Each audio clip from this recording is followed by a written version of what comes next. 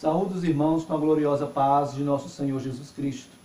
Neste momento, nós estamos iniciando a Escola Bíblica Dominical, cujo tema é Edificados sobre o fundamento dos apóstolos e dos profetas. Este assunto, com certeza, vai nos edificar bastante, com certeza, vai nos trazer grandes ensinamentos da palavra de Deus. E quem estará ministrando esta palavra para nós é o pastor Ítalo. E eu quero convidar você para nós orarmos por ele. Oremos. Amado Deus, nós louvamos a Ti, Senhor, e te agradecemos por essa oportunidade tão gloriosa.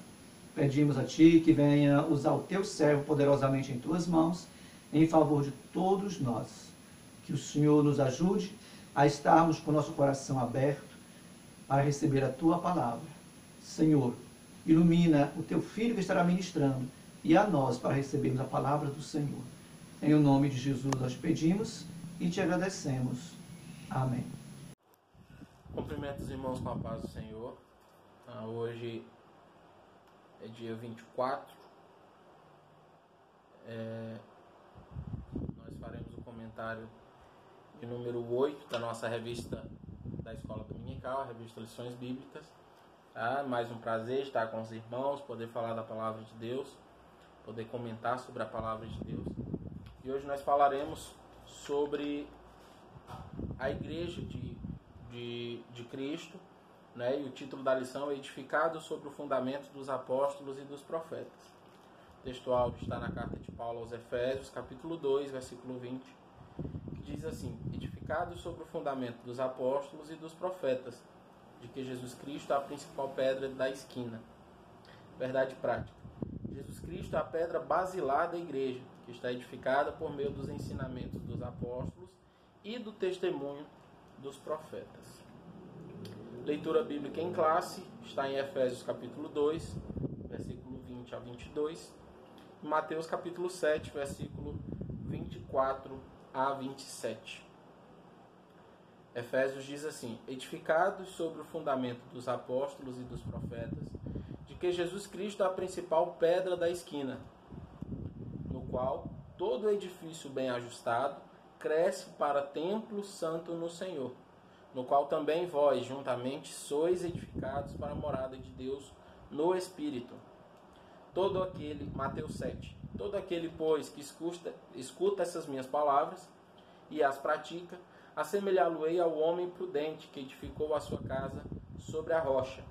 E desceu a chuva, e correram rios, e assopraram ventos, e combateram aquela casa, e não caiu, porque estava edificada sobre a rocha. E aquele que ouve essas minhas palavras e não as cumpre, compará-lo-ei ao homem insensato, que edificou a sua casa sobre a areia. E desceu a chuva, e correram rios, e assopraram ventos, e combateram aquela casa, e caiu. E foi grande a sua queda. Irmãos. A introdução nos diz o seguinte: por meio da reconciliação efetiva na cruz, Cristo formou a igreja. O apóstolo Paulo a compara com um edifício em construção. A pedra angular dessa edificação é Cristo, e o fundamento é a doutrina dos apóstolos e o testemunho dos profetas. Assim, há propósito divino de que sejamos o templo santo do Senhor, a morada do Altíssimo.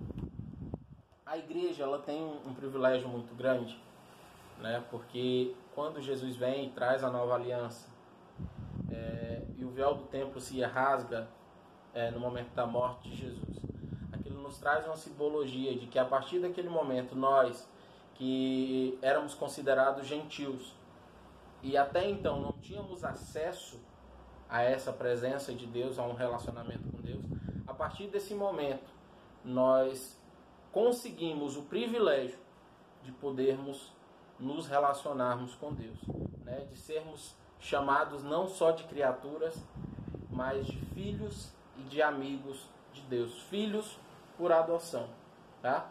Jesus foi o homem que nasceu para morrer, o único homem que nasceu com o propósito de morrer, que nasceu com o propósito de ser rejeitado, né? Ele não veio querendo ser aceito, ele veio para ser rejeitado, para que através dessa rejeição, nós, os gentios, tivéssemos a oportunidade de sermos adotados por Ele. Ele veio para o seu povo, mas o seu povo, que era Israel, não o recebeu. E por isso todos aqueles que o receberem foram dados o poder de serem feitos filhos de Deus. Ítalo, como que você firma nessa teoria de que Deus veio para ser rejeitado? A própria palavra nos confirma isso nos evangelhos sinóticos. Tá? Cristo, ao falar as parábolas, a Bíblia diz que ele falava de uma forma que aqueles que eram os sábios da época, os escribas, não entendiam. E aí Jesus, depois de falar essas parábolas e eles ficarem sem entender, Jesus, em outro momento, explicava só para os apóstolos. Ou seja, era intencional que eles não entendessem. Porque senão não haveria obra de redenção. Então, foi necessário que Cristo viesse para ser rejeitado, para sofrer o que sofreu, carregando as nossas dores, as nossas enfermidades, mas principalmente carregando o nosso pecado, se fazendo pecador por nós. Então, quando Cristo consuma a sua obra aqui na terra, estabelece a nova aliança, nós, os gentios, agora fazemos parte da igreja, que é o novo Israel, que nós costumamos chamar. É o povo de Deus, que não se resume hoje a fronteiras, não se resume a uma nação terrena. Tá? Mas todos aqueles que creem em Deus, que aceitam Jesus como Senhor e Salvador, fazem parte da igreja. Paulo diz que a igreja, ele compara um edifício em construção. Nós ainda estamos em construção. Por quê? Porque nós ainda não atingimos o estágio de perfeição. Nós ainda lutamos contra o pecado. Nós ainda temos o vírus do pecado que todos os dias nos persegue. E hora ou outra nos faz tropeçar. E nos traz como prejuízo o distanciamento de Deus. Tá? E aí nós nos arrependemos, produzimos os frutos de arrependimento e nos aproximamos novamente. Vivemos nessa luta. Então nós estamos em construção e precisamos buscar isso. Tá? Precisamos buscar entender esse processo. Precisamos buscar entender a palavra de Deus e aquilo que o Espírito Santo tem para nós. E assim nós vamos crescendo na graça e no conhecimento de Deus. E o Espírito Santo vai nos moldando até nós chegarmos à estatura de varão perfeito. Tá? Perdoe pela enrolação das palavras. Até nós chegarmos à estatura de varão perfeito, que é a estatura de Cristo. Aí sim, esse edifício estará pronto. A pedra angular desse edifício, a pedra base, de onde começa o alicerce, é Cristo. Então a igreja, o fundamento da igreja é Cristo. A pedra angular é Cristo. Se nós pesquisarmos no Google, eu até encontrei umas imagens aqui, alguns desenhos, tá? Eu só acho que fica complicado eu mostrar para vocês, porque para se ter uma ideia, tá? Nós temos, deixa eu mostrar o notebook, que facilita. Nós não temos uma tecnologia ainda para passar slide com essas gravações, mas eu espero que em breve nós tenhamos. Tá? Se você colocar no Google pedra angular, você terá dois modelos de desenho. Tá? Eu tenho esse modelo aqui, que é essa azulzinha, a pedra angular, e essa pedra angular nesse arco é a pedra que sustenta toda a construção. Se você tira essa pedra, toda a construção cede, a construção não consegue se firmar com essa pedra. E temos essa outra imagem que nos traz uma simbologia da pedra de esquina, a pedra angular, que é Jesus Cristo. Tá? Toda a construção começa dela. Tá bom? Começa a partir dela. Então, quando a Bíblia compara Jesus a essa pedra angular, através da profecia, ele está dizendo justamente isso. E chama até pedra de tropeço. E a igreja ela é construída tendo essa pedra que é Jesus Cristo. Na cultura judaica, as construções eram feitas a partir de uma pedra angular. Era a partir dela que era feito o alicerce. E na lição nós aprendemos que a pedra angular é Cristo e o fundamento, ou seja, o alicerce, são os ensinos dos apóstolos e o testemunho dos profetas. Por quê, pastor Ítalo? Porque os apóstolos foram aqueles que andaram com Jesus e foram aqueles que aprenderam diretamente com Jesus, né? Então, aquilo que os apóstolos escreveram, aquilo que eles nos ensinaram, são os ensinamentos que foram passados primariamente por Jesus, né? E foram repassados pelos apóstolos. Então, Cristo é a pedra fundamental, os apóstolos são o alicerce, né? E a igreja é essa construção. Amém? Todo ensino que saia desse alicerce, que vá em contraponto com esse alicerce, deve ser refutado, tá? Porque não faz parte da nossa base e nisso nós classificamos como heresia, tá bom? Então, hoje nós temos tido, infelizmente, uma nova classe de ensinadores, né, pseudo-teólogos, pseudo-ensinadores cristãos, que têm distorcido a palavra de Deus e têm trazido alguns ensinamentos que vão contra aquilo que está na nossa base, aquilo que os apóstolos nos ensinaram. Então, todo ensino deve ser passado por esse filtro do alicerce, né? do alicerce dessa construção, que são os ensinos dos apóstolos. E para que a gente possa refutar isso, a gente tem que conhecer essa base, a gente tem que conhecer esses ensinos. É por isso que nós precisamos estudar a palavra de Deus, estudar os comentários da Escola Bíblica Dominical, porque isso irá nos dará, melhor dizendo, uma capacidade melhor e um senso crítico para nós analisarmos aquilo que está sendo falado a nós. Amém? Primeiro ponto. Um edifício espiritual. O santuário judeu. Primeiro tópico. O templo em Jerusalém era o símbolo de exclusividade, de exclusivismo de Israel como povo de Deus. Ou seja, antes da nova aliança, apenas Israel tinha o privilégio de, no templo, fazer os seus sacrifícios e ali se relacionar com Deus. E não era um relacionamento como hoje. Né? Era um relacionamento de você pega um animal, faz todo o ritual que era exigido na época, transfere seus pecados para o animal e você está livre para pecar de novo. Né? Como assim, então?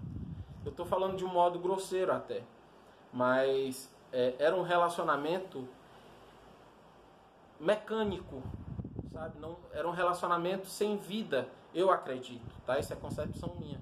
Por quê? Porque era baseado no simples cumprimento de regras, que por muitas vezes, ou na maioria das vezes, não eram possíveis serem cumpridas na sua totalidade, que eram os 10 mandamentos, né? A questão de toda a liturgia. Então as pessoas vinham, sacrificavam o animal, era como se pagasse o seu pecado, porque esse sacrifício não era perfeito, como foi o sacrifício de Cristo, e ali a pessoa voltava para sua casa e vivia o outro mês, e de mês em mês faziam esse sacrifício. Quando Jesus traz a nova aliança, né, a própria palavra que Jesus profere é uma palavra diferente, porque ela é uma palavra que traz vida. Ela traz um relacionamento que não é baseado em seguir algo, em seguir uma cartilha. Ela traz um relacionamento que é baseado em vivência. Né? Eu deixo de seguir uma cartilha para ser algo. Não é? Eu deixo de ser aquele que se relaciona com Deus através de liturgias para ter um relacionamento pessoal com Deus. Né? Quando Jesus morre, o véu do templo se rasga e isso simboliza que a separação, aquilo que nos separava do santuário, aquilo que nos separava de uma comunhão maior com Deus, foi rasgado. E agora nós temos livre acesso ao Pai. Então, o templo em si, o santuário judeu, ele era um símbolo da exclusividade do povo judeu em poder adorar a Deus. Tá? Os estrangeiros eram proibidos de acessarem o templo. E era um motivo de inimizade entre judeus e gentios. Jesus veio e, ao reconciliar ambos os povos, Cristo aboliu as leis cerimoniais, né? Desfez a inimizade entre eles e formou uma nova humanidade, que é a igreja. como que nós podemos fundamentar essa tese de que esse relacionamento antigo, não digo todos, mas uma grande parte, acredito eu que a maioria tinha esse relacionamento superficial e mecânico, até porque os próprios fariseus, quando indagando Jesus sobre algumas coisas, tem uma parte do ministério de Jesus que Jesus diz que eles são como sepulcros caiados, né? Ou seja, por fora são bonitos, por fora obedecem à lei, por fora seguem os ritos, mas por dentro estão podres. Não tem uma intenção verdadeira, não tem uma intenção pura, não tem coração, não tem amor pelo Pai. A única coisa que eles querem é ser vistos, né? Eles usaram aquilo que era para se relacionar com Deus para o seu bel prazer, para enaltecer o seu orgulho de que eles eram os santos, de que eles eram os caras que tinham acesso ao lugar santo, ao lugar santíssimo, né? E isso foi perdendo aquilo que Deus sempre buscou no homem, que é um relacionamento puro, um relacionamento baseado em amor e não em obrigação, tá? Então, Jesus vem, reconcilia o povo e a partir daí ele cria a sua nova humanidade, né? Forma essa nova humanidade que é a igreja. Assim o templo judaico perde a sua relevância e um novo conceito de santuário é apresentado. Que santuário é esse? Esse santuário deixa de ser um local específico, físico, para ser alguém. Ou seja, hoje eu sou o santuário. Lá em Romanos 12, Paulo diz: rogo-vos, pois, irmãos, pela compaixão de Deus, que apresenteis os vossos corpos em sacrifício vivo, puro, santo e agradável a Deus. Esse é o vosso culto racional. Ou seja, nós somos templos do Espírito Santo. Nós precisamos cuidar desse templo, porque o Espírito Santo, Deus, através do Espírito Santo, quer fazer morada em nós. Ele não veio, e Estevão falou isso lá em Atos, capítulo 7, versículo 48, que já está no próximo tópico. O Altíssimo não habita em templos feitos por mão de homens. Ele decidiu que não moraria mais em um templo feito por mãos humanas, mas que a partir daquele momento Deus habitaria em nós. Nós somos esse tabernáculo. Nós somos esse santuário de Deus. Amém? O santuário cristão, esse novo santuário. Os que pertencem a Cristo são comparados a um edifício onde Deus habita em espírito. O ensino apostólico lembra Salomão, quando este reconheceu que o templo em Jerusalém não poderia conter a Deus. Ou seja, o templo não era suficiente para caber Deus lá dentro, para conter Deus lá dentro.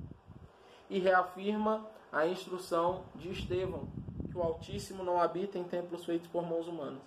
Desse modo, os crentes, sejam eles judeus ou gentios, tornaram-se templo onde o Espírito de Deus habita, em que eles são pedras vivas e um edifício espiritual. Então Deus desiste de habitar em templos feitos por mãos humanas, porque Deus queria habitar em nós. Deus não queria simplesmente visitar o seu povo, como era feito antes.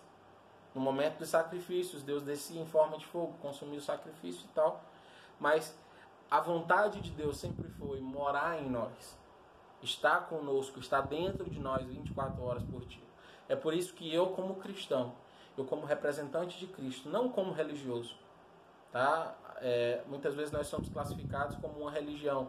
Não é uma religião. É uma forma de vida. Tá? Seguir a Cristo é uma forma de vida, é uma forma de viver. Eu não sigo uma religião, eu sigo a Cristo. Tá? Por mais que nós sejamos classificados como religiosos, eu acho que isso é irrelevante. Mas a questão é, eu preciso viver Cristo. Não é viver uma cartilha, não é eu posso fazer isso, eu posso fazer aquilo. É viver para agradar a Cristo. E quem vive para agradar a Cristo não se preocupa ou não procura em fazer aquilo que desagrada a Deus. Eu acho que a palavra melhor é não procura. Ele não vive preocupado se vai agradar ou não, porque ele conhece Jesus. Será se eu fizer isso eu vou pecar? A Bíblia diz que se você fizer em dúvida, você já pecou. Ah, será se eu fizer isso o Espírito Santo vai se agradar? O Espírito Santo, ele fala conosco. Ele comunica com o nosso espírito. Então, se eu for fazer algo e eu estiver em comunhão com o Espírito Santo e aquilo que eu for fazer não agradar o Espírito Santo, eu vou sentir isso. Então, eu não faço. Mas para que eu sinta, eu preciso conhecer o Espírito Santo e eu preciso não resistir ao Espírito Santo. A Bíblia nos orienta isso. Não resistais ao Espírito Santo. Né? Infelizmente, muitas vezes nós, dentro da igreja, vivendo a palavra, muitas vezes nós começamos a resistir à voz do Espírito Santo e começamos a ouvir mais a nossa voz, quando a palavra de Deus diz que o nosso coração é enganador. E aí, quando nós passamos a deixar de ouvir a voz do Espírito Santo para ouvir a nossa voz, nós estamos entrando por um caminho muito perigoso, né? Onde o tropeço é certo, onde a queda é certa. E aí nós precisamos rogar a Deus, rogar ao Espírito Santo, para que nos ajude a voltar ao caminho certo. Amém? Para que assim nós tenhamos comunhão com Deus. Ou seja, o relacionamento com Cristo não é um relacionamento baseado na obediência ou no segmento de uma cartilha. É baseado em conhecer aquele com quem você se relaciona, em amar aquele com quem se relaciona. E aí aquilo que você faz é o reflexo daquilo que você vive. Amém? Vamos... Então, o ponto 2 nos traz essa afirmação. O santuário de Deus hoje sou eu. Eu sou templo e morada de Deus através do Espírito Santo. Amém? Não existe mais esse negócio de Deus morar no templo, lá no templo em Jerusalém. Não. Deus quer morar em mim. Deus quer morar em você. Amém? A pedra angular. Ponto 3 do primeiro tópico. Na arquitetura antiga, a construção de um edifício requeria uma pedra angular. Ela é traduzida como a pedra mais importante ou pedra principal. Ela era posta no canto do prédio para sustentar o alicerce, firmar e unir toda a estrutura e manter as paredes em linha reta. Para que se tenha uma ideia dessa dimensão, em uma das escavações no local do Templo de Jerusalém, foi encontrado um monólito com cerca de 12 metros de comprimento. Ou seja, como eu já falei, a pedra angular é essa que dá a sustentação a toda a construção. Se você arranca essa pedra angular, a construção ela não consegue ficar em pé. Né? Então, a nossa pedra angular é Cristo. Então, se nós somos um edifício construído a partir dessa pedra angular, nós não podemos permitir que o nosso edifício fique sem essa pedra angular. Nós não podemos nos afastar daquele que é a nossa base, porque senão nós desmoronamos. Né? E é como Jesus disse em Mateus 7, aquele que constrói a sua casa na areia, qualquer vento que vier, qualquer tormenta que vier, essa casa não conseguirá ficar firme, porque ela não foi construída sobre a rocha. Ponto 4. Cristo, a pedra principal. A identificação de Cristo como pedra angular remonta à profecia messiânica, em que a pedra rejeitada tornou-se cabeça de esquina. Ele mesmo afirmou ser a cabeça de esquina, lá em Marcos, capítulo 12, versículo 10. Assim como também os apóstolos testificaram ser Cristo a pedra principal. Portanto, a pedra angular deste novo santuário é o próprio Cristo. No Sermão do Monte aprendemos que o homem prudente edifica sua casa sobre a rocha, que é Cristo Jesus. Tá? Existe uma discussão sobre a questão dos fundamentos da igreja. Tem até a igreja que acredita que Pedro é a pedra sobre a qual a igreja está fundamentada. E não é. Tá? Tem o texto em que Jesus fala para Pedro: Pedro, você é pedra, e sobre esta pedra edificarei a minha igreja. Só que existem algumas teses sobre esse texto. Né? Por exemplo, a tese que eu pessoalmente acredito é quando Jesus diz: Pedro, tu és pedra. Só que quando Jesus diz tu és pedra, o nome Pedro significa pedacinho ou lasca de pedra, e não pedra inteira. Né? Então eu imagino o seguinte, eu creio na seguinte tese. Jesus diz: Pedro, tu és pedra. E sobre esta pedra, Jesus está falando de si. Eu edificarei a minha igreja. A pedra não é Pedro, a pedra é Jesus. Né? Jesus diz para Pedro que ele é uma lasca de pedra, mas a pedra é Jesus. Então ele diz: sobre esta pedra eu edificarei a minha igreja. Tá? Essa é a tese que eu acredito. eu acho que é a que tem mais relevância para aquilo que nós aprendemos e para o contexto que nós entendemos do que é a igreja. Tá bom? Então, a pedra angular é Cristo, né? E nós já vimos e revimos sobre isso. Segundo tópico, fundamento, apóstolos e profetas. O conceito de apóstolos. O termo grego apóstolos é usado para enviado ou mensageiro. É o significado da palavra apóstolo. O apostolado é centrado na natureza da missão de Cristo, que foi enviado para ser o Salvador do mundo. Nos evangelhos sinóticos, Mateus, Marcos, Lucas, usam o termo quando se referem os 12 escolhidos por Jesus. Mateus 10, 2 a 5, e aqui são as referências. Eles foram testemunhas, os apóstolos foram testemunhas oculares do ministério, morte e ressurreição de nosso Senhor. Assim, Paulo também foi chamado pelo próprio Senhor para ser apóstolo. Aos apóstolos foi confiado o ministério da palavra, com o compromisso de instruírem a igreja ponto.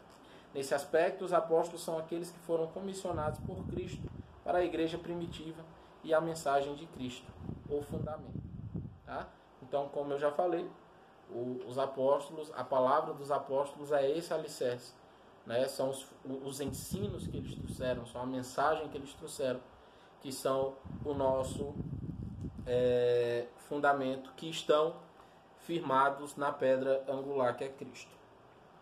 Segundo ponto, a doutrina dos apóstolos. Embora não se possa dissociar das pessoas o ofício que ocupam, o que constitui o fundamento da igreja não são os apóstolos em si, mas a doutrina que eles ensinavam, ou seja, as escrituras. Tá? Que fique bem claro isso. O fundamento da igreja não são os apóstolos, mas o ensino trazido pelos apóstolos, a doutrina trazida pelos apóstolos. Porque senão a gente pode confundir. E confundir isso é muito perigoso. Tá? Então a pedra angular é Cristo e o fundamento é aquilo que Cristo deu aos apóstolos e os apóstolos nos deram, que é essa doutrina. Tá? Os apóstolos receberam a doutrina diretamente de Cristo. Assim como não se pode mexer na pedra angular depois de colocado o alicerce, igualmente o fundamento da igreja não pode ser violado.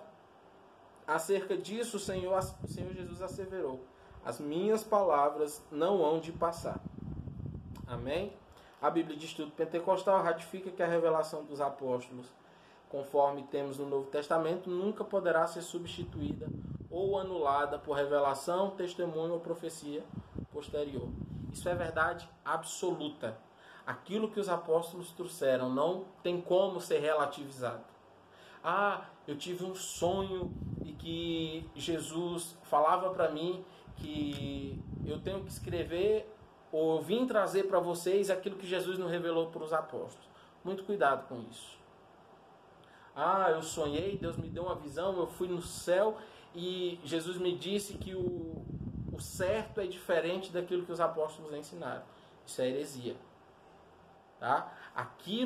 O fundamento, a doutrina dos apóstolos, ela é imutável. A palavra de Deus, ela é imutável. A palavra de Jesus, ela é imutável. E tudo aquilo que vem contrapondo a palavra de Deus é heresia. A pessoa pode dizer que foi no céu que ela quiser. É heresia. Tá? Então, muito cuidado, gente. Muito cuidado. O crente que tem suas raízes firmadas na rocha, que é Cristo, o crente que conhece a Cristo, não cai em qualquer tipo de revelação, de profecia nesse sentido. Tá bom? A gente tem que tomar muito cuidado, porque hoje está cheio disso. Né? E isso vem desde antigamente, falsos profetas, falsos ensinos, ensinadores de falsas doutrinas. O apóstolo Pedro já tinha advertido a igreja sobre isso, o apóstolo João também. Então não é de hoje, tá? Então nós que somos igreja precisamos estar com os olhos abertos e fundamentados na palavra de Deus, conhecendo bem a doutrina dos apóstolos, para que nós não caiamos nesses laços, nessas armadilhas. Amém? O testemunho dos profetas, ponto 3. A palavra grega profetes significa proclamador e intérprete da revelação divina. A ordem da frase em Efésios 2:20, apóstolos e profetas, indica tratar-se dos profetas da igreja e não os do Antigo Testamento. Mais adiante, Paulo assegura que a compreensão do mistério que no passado estivera oculto, de que os gentios tinham igual posição no corpo de Cristo e eram participantes da promessa, foi revelada pelo Espírito aos profetas do Novo Testamento. Assim, os profetas neotestamentários falaram inspirados pelo Espírito Santo, perfazem o alicerce da Igreja de Cristo. Ou seja, os profetas que estão sendo tratados aqui não são aqueles profetas do Antigo Testamento, porque aquelas profecias já haviam se cumprindo. Os profetas de que Paulo fala são os profetas já neotestamentários, que profetizaram depois dessa nova aliança, né, que trouxeram a revelação daquilo que estava oculto. Né? Paulo trata desse ponto específico, da revelação de que os gentios, na nova aliança, têm a mesma posição, tinham igual posição no corpo de Cristo e também eram participantes da promessa. Ou seja, isso era um segredo que estava guardado em Deus, e Deus revelou através desses profetas. Tá? Então, nós acreditamos em profecia? Acreditamos. Ainda hoje existem profetas? Existem. Tá? Nós não somos céticos e nem incrédulos quanto a profecias e profetas. Nós só somos cuidadosos e precisamos ser cuidadosos. Porque nem todo que diz Senhor, Senhor, assim diz o Senhor, está falando diretamente do Espírito Santo. Tá? Então, cresçamos na graça e no conhecimento de Deus, para que não venhamos cair em profetadas, tá? E não profecias. Terceiro tópico: edificados para a morada de Deus. Edifício bem ajustado. A expressão todo edifício bem ajustado cresce indica um processo contínuo de desenvolvimento dos crentes. Assim, como todas as partes do edifício precisam estar harmônicas, o crescimento da igreja também depende de tudo ser bem ajustado a Cristo. Nessa caminhada, o salvo comporta-se como filho obediente e passa a evidenciar o fruto do Espírito. O desenvolvimento prossegue até alcançar a medida completa de Cristo, pois todo crente bem ajustado torna-se templo santo no Senhor. A igreja de Cristo é um corpo. A igreja de Cristo é uma construção. Ou seja, quando eu estou na igreja de Cristo, faço parte desse coletivo de irmãos que são o templo do Espírito Santo, eu estou na igreja, eu estou em igreja. E nisso eu ocupo, eu entendo qual é a minha função na igreja e a exerço com excelência. Tá? Por quê? Por quê? Porque a igualdade da igreja não significa unidade. A unidade da igreja está justamente nas diferenças. Por quê? Porque um corpo só funciona porque os membros têm funções diferentes. A própria Bíblia diz isso. Poderia um corpo ser constituído só de olho, só de dedo, só de ouvido? Não. O corpo precisa ter membros com funções diferentes. Tá? Então, a igreja é um corpo, a igreja é uma construção. E assim como cada tijolo ocupa o seu lugar estratégico, assim são os membros da igreja. Cada um tem uma função, né? Cada membro tem aquilo pelo qual foi chamado para fazer e deve fazer com excelência. E todos devem fazer de uma forma alinhada. Ou seja, quando você faz uma construção, se você fizer uma parede ou colocar um tijolo mal assentado, essa construção não é uma construção alinhada e ela pode ceder, ela pode ruir. Então nós precisamos estar alinhados com a nossa pedra de esquina, que é Cristo, né? E isso promove a unidade da igreja, isso promove a força e a estrutura da igreja, que é bem fundamentada, por isso que ela cresce. Tá? Segundo ponto, templo santo no Senhor. A palavra que é usada para templo é o vocábulo naon, que designa o recinto interior, o lugar santíssimo, ou seja, o lugar do encontro do sumo sacerdote com Deus. Todavia, a analogia paulina não se refere a uma estrutura material, mas sim ao crente, que se tornou templo santo, separado do pecado, que quem pertence a Cristo passa a viver em santidade. Como resultado, ao desfrutar da comunhão divina, o crente recebe o livre acesso à presença do Pai, tornando-se assim morada de Deus no Espírito. separar-se do pecado, estar no processo ser santo, né? Isso foi algo que sempre me trouxe muitos questionamentos, porque como ser santo se o pecado ainda habita em mim? Como, Ítalo? A Bíblia diz ser de santo porque o Senhor sou santo. Mas como que eu consigo ser santo se eu ainda peco? Né? Aí nós entendemos que quando o Senhor nos orienta a ser santos, não significa que nesse corpo nós conseguiremos parar de pecar. Mas significa que nós passaremos a lutar contra o pecado. Né? Aí nós entraremos no processo de santificação. Como que esse processo funciona? Você começa a enxergar aquilo que não agrada a Deus, que é característica sua, que é um comportamento seu, e você começa a lutar contra isso. Quando você vence isso, o Espírito Santo te mostra outra característica. E nisso você vai crescendo, nisso você vai aperfeiçoando, né? Você vai amadurecendo, você vai crescendo na presença do Senhor e crescendo em santidade. Depois que nós tivermos o corpo transformado, aí sim nós alcançaremos a estatura de varão perfeito e seremos livres desse vírus, dessa contaminação que se chama pecado, tá?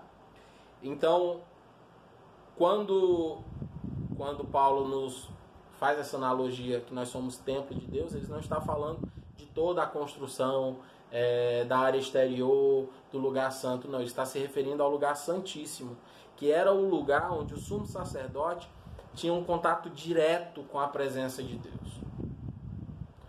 Era tão intenso isso que o sacerdote tinha uma corda amarrada à sua cintura, porque se ele tivesse um resquício de pecado, na hora que a presença de Deus descesse lá, ele era incinerado.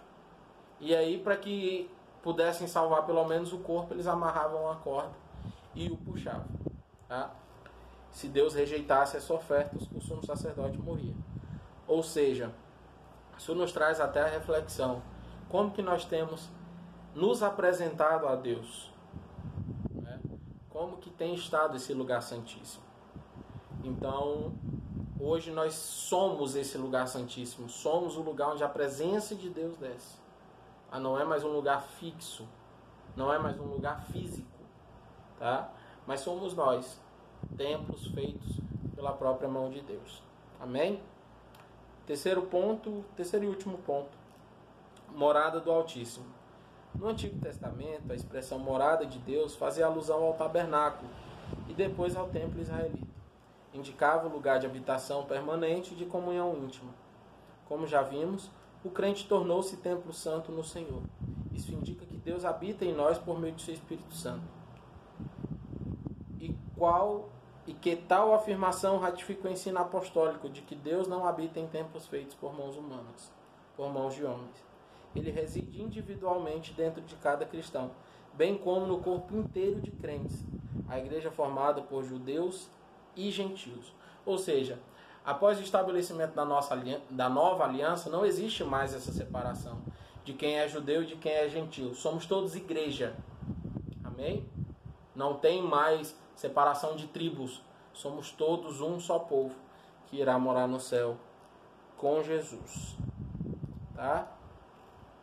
Amém? Conclusão. A comparação da igreja como edifício em construção indica que estamos em processo de aperfeiçoamento até que todos cheguemos à unidade da fé. A pedra angular, que é o próprio Cristo, não pode ser substituída.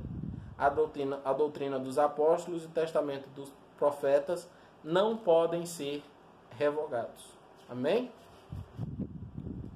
Que Deus em Cristo nos abençoe, meus irmãos, que fale mais profundamente aos nossos corações. Eu espero ter trazido de uma forma simples e de fácil entendimento para os irmãos, tá?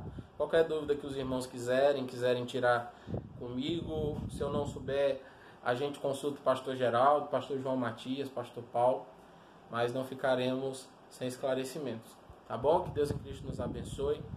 Eu quero agradecer ao pastor João Matias mais uma vez pelo convite e que Deus possa falar sempre profundamente aos nossos corações. Eu agradeço a oportunidade em nome de Jesus.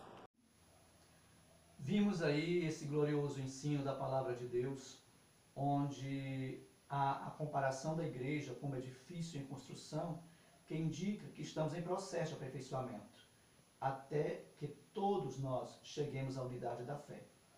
A pedra angular, que é o próprio Cristo, não pode ser substituída. Não é? A doutrina dos apóstolos e o testemunho dos profetas não podem ser revogados. Por isto, nós precisamos conhecer a palavra de Deus, nós precisamos aplicá-la à nossa vida e viver de acordo com o que Deus quer, né? De acordo com o que Ele estabeleceu para nós. É assim que devemos viver, no centro da vontade do nosso Senhor, do nosso Salvador, Jesus Cristo. Que Deus nos abençoe e que Deus abençoe o pastor Ítalo e o recompense em nome de Jesus. Que Deus abençoe a cada um de nós. Deus abençoe a você que está nos assistindo nesse momento. Em nome de Jesus.